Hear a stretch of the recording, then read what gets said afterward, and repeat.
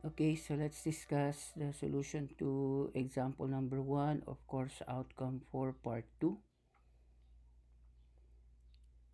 A proton whose charge is 1.602 times 10 to the negative 19 coulomb moves a distance zero point 0.5 meters in a straight line between points A and B in a linear accelerator. The electric field is uniform along this line with magnitude 1.5 times 10 to the 7 volts per meter, or 1.5 times 10 to the 7 newton per coulomb in the direction from A to B. Determine the force on the proton, the work done on it by the field, and then the potential difference between the volts V sub A and V sub B. Okay, so we know that the force is the charge Q multiplied by the electric field E. Okay,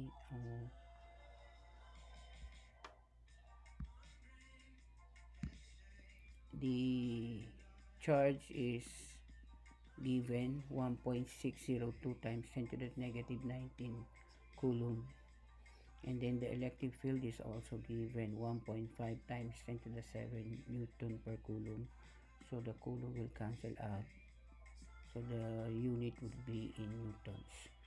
So the force, electric force, is equal to 2.043 times 10 to the negative 12. Now, the work done from A to B is equal to force times distance.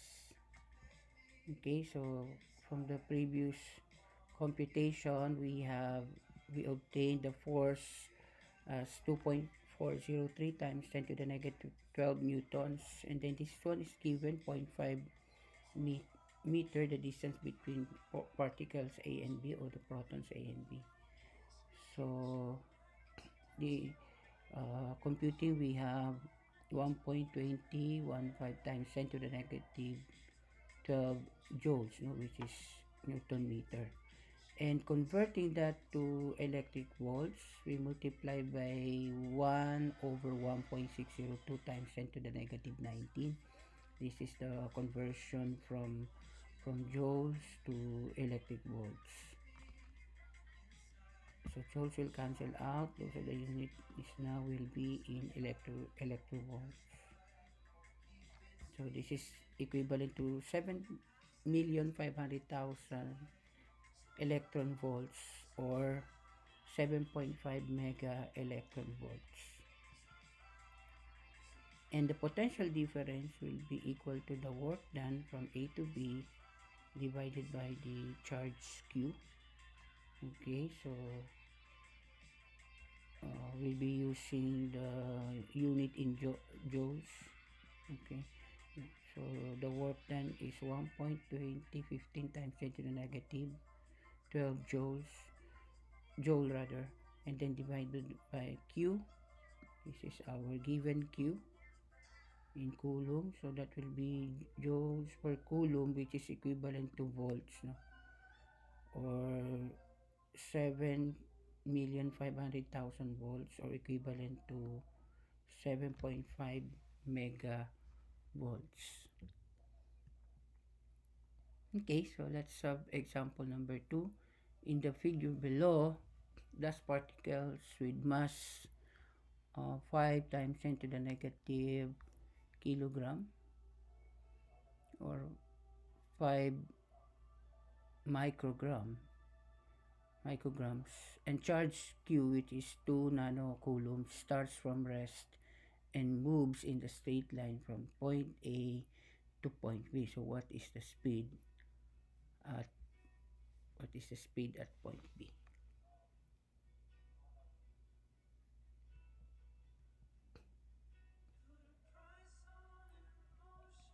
Okay, so using the energy equation, now we have the kinetic energy plus internal energy of A, and then it should be equal to the kinetic energy of particle B plus the internal energy B.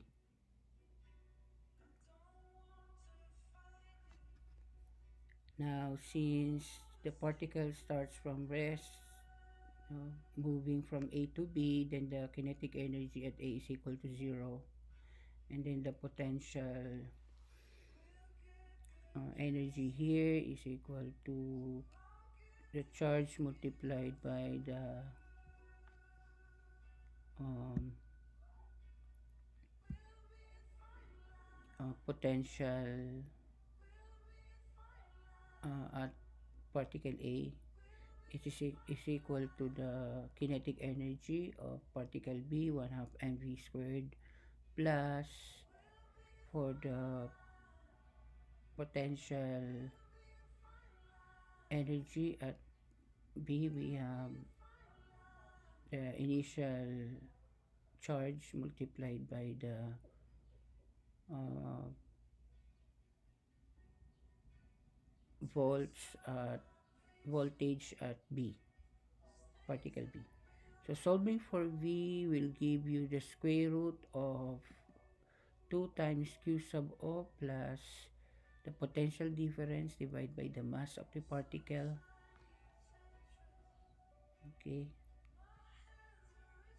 So we'll be needing to compute for the potential difference of V sub A minus V sub B. Now we know that the uh,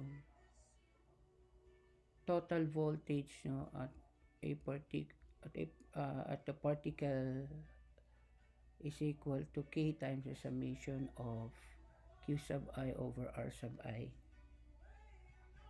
Okay, so for particle A, okay, so we consider the distance from this uh, proton to A, and then its distance from the electron. Okay, here the distance is 1 meter, 1 centimeter. Here we have 2 centimeters. So the constant K from the previous lesson natin, we have 8.988 times 10 to the 9 Newton meter square per Coulomb square. This is given. 3 nano means 3 times 10 to the negative 9. And then from the from A to the electron, that is 0.02 meters, and then the charge is negative 3 times 10 to the negative 9 coulomb. So solving, okay, computing, we have 1350 Newton meter per coulomb. Newton meter is joules, and we know that joules over coulomb is volts.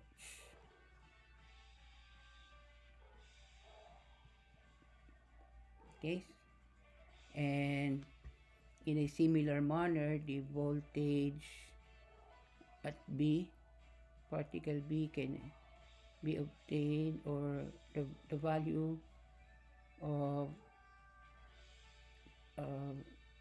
V, at particle B is negative 1350 volts, and getting the difference between A and B will give you 2700 volts.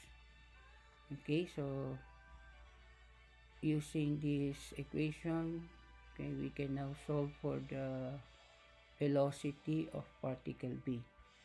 So we have 2 here, and then this one is given, and then this is the difference, the potential difference, and then the mass is given 5 times 10 to the negative 9 kilograms. So that will give you, you cannot consider this. So the answer is 46.5 meter per second.